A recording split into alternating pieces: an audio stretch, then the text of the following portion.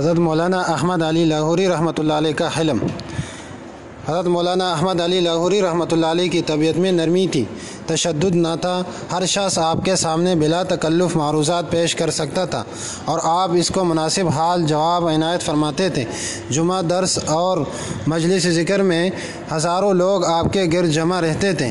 آخری عمر میں پیرانا سالی اور ضعف کے باعث عموماً انسان کے مزاج میں چڑچڑاپن اور تلخی آ جاتی ہے، لیکن زندگی کے ان لمحات میں بھی حضرت اقدس رحمۃ اللہ علیہ کے مزاج میں تلخی کا نام و نشان تک نہ تھا۔ اس سلسلے میں ایک واقعہ درج ذیل ہے۔ صوفی محمد یونس رحمۃ اللہ علیہ راولپنڈی کا بیان ہے کہ ایک مرتبہ چند احباب حضرت رحمۃ اللہ علیہ کی خدمت میں حاضر تھے۔ اتفاق سے میں بھی اس مجلس میں شریک تھا کہ ایک شخص اپنے لڑکے کو لے کر حاضر ہوا اور عرض کیا، حضور اس بچے کے لیے تعویذ بنا دے، کبھی یہ لاہور سے چلے جانے کی دھمکی دیتا ہے اور کبھی خودکشی کی، شاید اسے کوئی سایہ ہے۔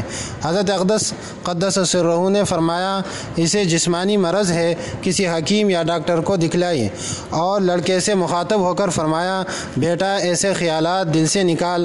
اس پر وہ شخص بگڑ گیا اور کہنے لگا، ہم 11 بجے سے آپ کا انتظار کر رہے تھے کہ آپ سے تعویذ لے لیں گے اور آپ نے پرواہ تک نہیں کی۔ حضرت اسے غصے میں دیکھ کر مسکرائے اور کہا، اگر کسی کا میرے ہاتھ سے بلا ہو جائے تو میرا کیا نقصان ہے، مگر حقیقت یہ ہے کہ بچے کو جسمانی مرض ہے اور میں ڈاکٹر طبیب نہیں ہوں۔ مگر وہ شخص اور زیادہ بگڑ گیا، کہنے لگا، ہمیں آپ سے یہ امید نہ تھی۔ ہم سب حیران تھے کہ حضرت کس طرح برداشت کر رہے ہیں۔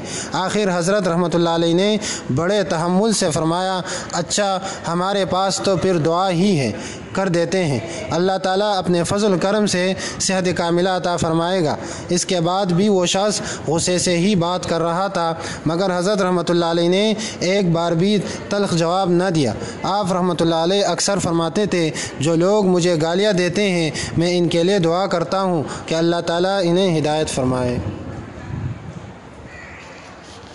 اللہ تعالیٰ ہم سب کو بھی یہ نصیب فرما دے۔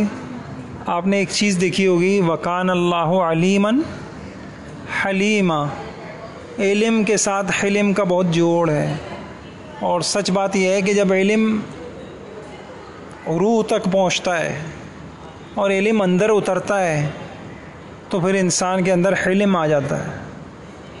تو اللہ تعالیٰ سے مانگنے کی چیز ہے بہت مشکل، کیونکہ ایک عجیب دور سے ہم گزر رہے ہیں۔ لوگ بد تہذیب بہت ہیں۔ آپ سے سوال اس انداز سے کریں گے جیسے کہ آپ عالم نہیں، آپ ان کے کوئی تنخواہ دار جو ہے نا، نوکر ہیں کوئی۔ اس کا جواب نہیں دیا آپ نے، جلدی جواب دیں، نہیں سمجھے؟ اتنے بد تہذیبی سے سوال کریں گے، اور بس یہ ہے کہ اللہ تعالی ہم سب کو بھی یہ چیز نصیب فرما دے۔ اللہم اغننی بالعلم وزینی بالحلم واکرمنی بالتقوی وجملنی بالعافیہ۔ بڑی اچھی دعا ہے، تو یہ مانگنے کی چیز ہے۔ اچھا، جن لوگوں کو حلم نصیب ہو جاتا ہے نا، ان کی زندگی بہت آسان ہو جاتی ہے۔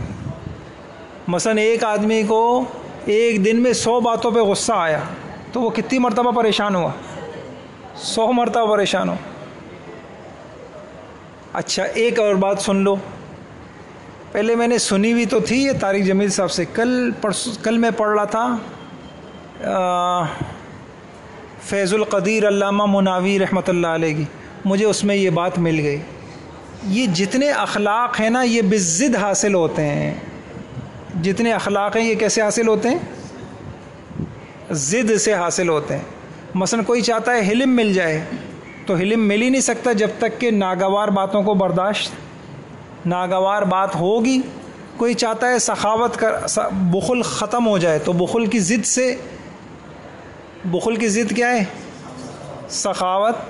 تو بتکلف پہلے کرنا پڑتا ہے اور پھر وہ چیز عادت بن جاتی ہے۔ نہیں سمجھ رہے آپ لوگ؟ بلکہ حدیث میں ہے نا، وہ کیا ہے، انما العلم بالتعلم، بخاری میں ہی ہے نا، والحلم بالتحلم۔ نہیں پڑھا آپ لوگوں نے؟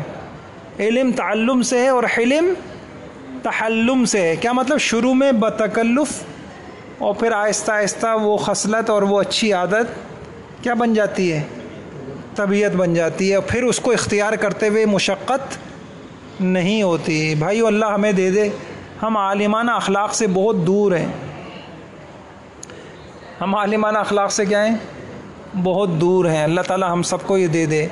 یعنی علم کا امتیاز یہی ہے کہ جب علم اپنی حقیقت کے ساتھ آتا ہے تو انسان کا حلم بڑھ جاتا ہے۔ آپ میں سے کون ہے حلم والا؟ کوئی ایک شخصیت کا انتخاب بتائیے نا، آپ میں سب سے زیادہ حلم والا۔ چلے اللہ پاک عمل میں برکت دے۔